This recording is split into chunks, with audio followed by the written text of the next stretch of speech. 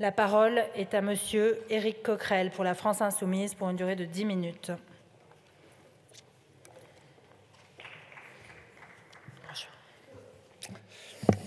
Madame la Première ministre, messieurs, dames les ministres, chers collègues, on ne peut gouverner ainsi.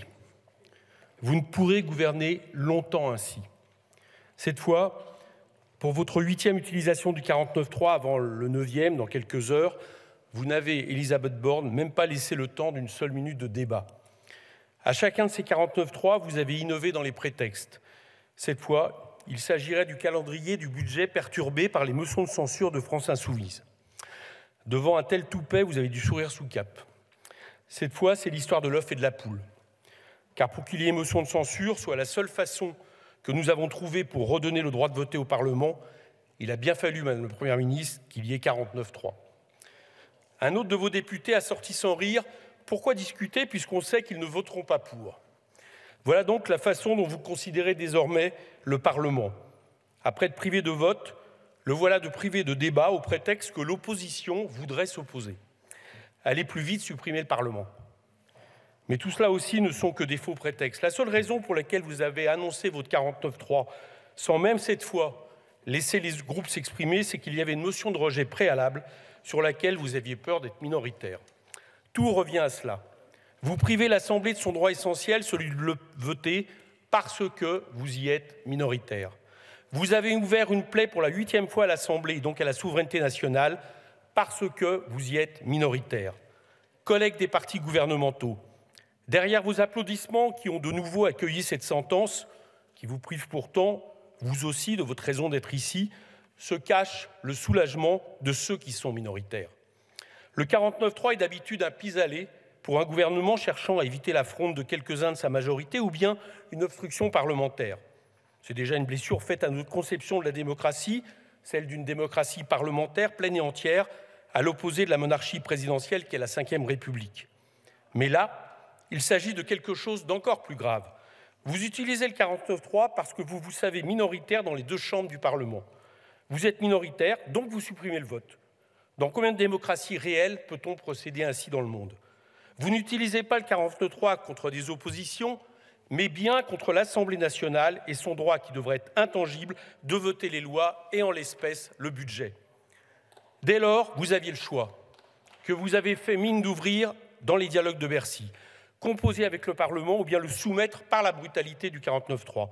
Il vous aurait même été possible de tenir compte de cette nouvelle donne, votre situation de minoritaire, dans l'utilisation du 49.3, en y intégrant par exemple des votes manifestement majoritaires au Parlement. C'eût été au moins une façon de reconnaître un état de fait et par-delà la souveraineté de la représentation nationale. Quelques exemples. La CVAE, contribution sur la valeur ajoutée des entreprises, pour commencer. Ici, en première lecture, vous avez arrêté les débats juste avant l'article 5, certains que vous seriez contraints d'effacer ou au moins de reporter sa suppression. La même sentence vous est d'ailleurs venue du Sénat. Résultat, vous imposez sa suppression par le 49.3. Pourtant, même des députés plutôt économiquement libéraux, ici, vous alertent. Est-ce normal que vous fassiez payer à tous les Français, par plus de déficit ou par une baisse des dépenses publiques, ou bien les deux, ces 4 milliards de baisse de fiscalité des entreprises, qui plus est, qui bénéficieront aux 3/4 aux grosses entreprises? Est-ce normal, alors que le chef de l'État admet lui-même un taux de croissance d'un demi-point, 14 milliards, inférieur à celui des 1% que vous avez maintenu mordicus et contre toutes les prévisions des organismes internationaux pour établir votre budget? Ces 4 milliards de recettes volatilisées auraient été pourtant bien utiles quand il faudra pallier ces différences dans votre impact budgétaire. Ici, votre entêtement idéologique est une erreur économique funeste, mais en plus, il prive le Parlement de son rôle premier, celui même qui fut son acte fondateur, décider de l'impôt. Les deux chambres avaient aussi toutes les deux voté, sous des formes différentes, pour plus de moyens accordés aux rénovations thermiques. Vous leur opposez un réalisme qui vous conduit à limiter la progression du budget de cette partie essentielle de la nécessaire transition écologique en dessous de l'inflation. Ce réalisme-là est aveugle. En réalité, face à l'urgence de la situation que pourtant vous avez fait mine de défendre à la COP27. De cela, les générations à venir ne pourront que vous en vouloir, je vous le garantis. Car ce budget, et c'est peut-être sa plus lourde faute, nous fait perdre de nouveau du temps précieux, peut-être irrattrapable dans la course de vitesse avec le réchauffement climatique. Le think tank I4CE, Institut de l'économie pour le climat, le confirme en soulignant que les investissements prévus dans ce budget pour la transition écologique s'éloignent fortement des 10 milliards par an d'investissements qui avaient été promis par le président pendant sa campagne, et s'inquiète de l'absence de moyens suffisants pour apporter une réponse structurelle à cette crise et éteindre l'incendie, ce que l'économiste Pisani-Ferry chiffre à plus de 70 milliards d'euros par an. C'est vrai aussi du soutien au transport ferroviaire. 3 milliards votés ici, une baisse de la TVA à 5,5 pour les trains et les transports en commun votés au Sénat, qui plus que jamais, dans la même optique environnementale, devrait bénéficier d'un investissement massif, fret compris. Alors même qu'on continue à supprimer des trains, des arrêts en gare partout en France, comme sur la ligne Paris-Orléans-Limoges-Toulouse, que le chef de l'État imagine des horaires dans les grandes métropoles, quand le RER existant, le métro et les bus aussi d'ailleurs, placent 10 millions de nos concitoyens franciliens dans une galère toujours plus insupportable en raison de transports trop chers, trop saturés, trop en retard, trop en panne. Tout cela dépasse l'entendement.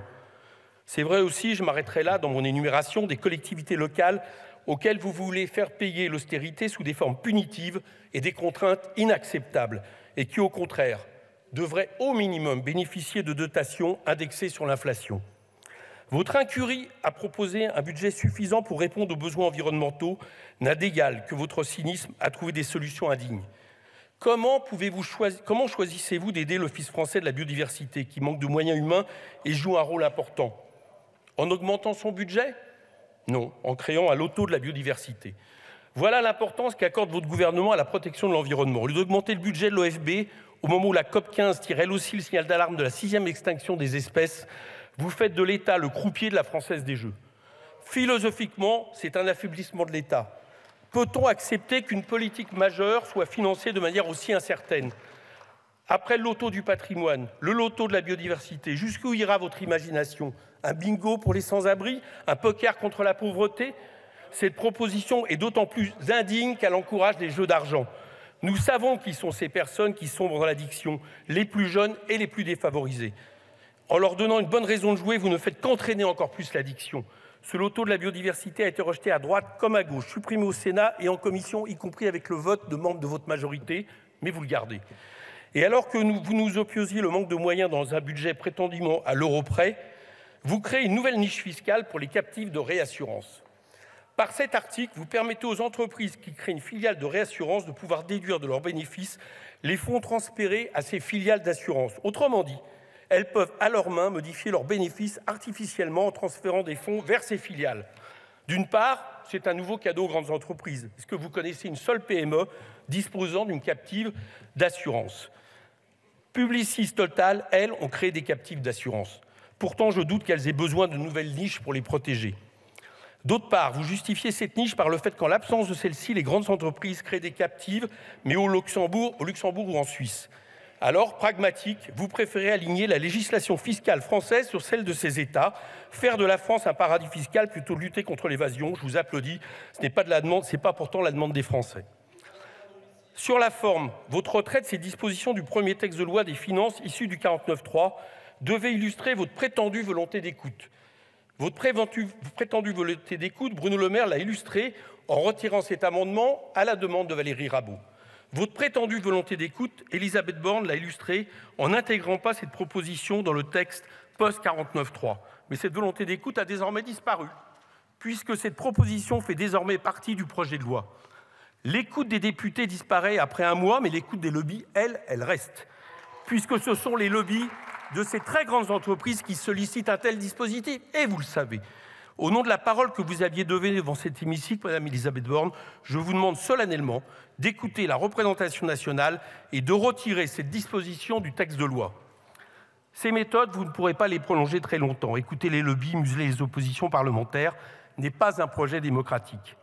Hier, le PLFSS, aujourd'hui le PLF, demain les retraites, par un PLFSS rectificatif qu'on nous annonce. Votre gouvernance à coup de 49.3 ne durera pas. Votre autoritarisme aveugle aux besoins des Français non plus. Votre surdité aux appels des députés, des sénateurs, des citoyens est intenable face à l'ampleur des crises sociales, énergétiques et écologiques que nous traversons. Et ce qui est tout aussi intenable, c'est votre obstination à détruire notre modèle social pour ne surtout pas puiser du côté des revenus du capital pour nous permettre de nous en sortir collectivement. Demain encore, les Français marcheront et manifesteront pour s'opposer à votre projet inique de faire payer la crise et vos cadeaux aux plus grandes entreprises par le plus grand nombre dans votre projet de retraite. Minoritaire au Parlement, minoritaire face aux syndicats unanimes, minoritaire dans le pays sur cette question des retraites, il vous faudra cette fois bien plus qu'un 49.3 pour vous en sortir. Merci. Je vous remercie.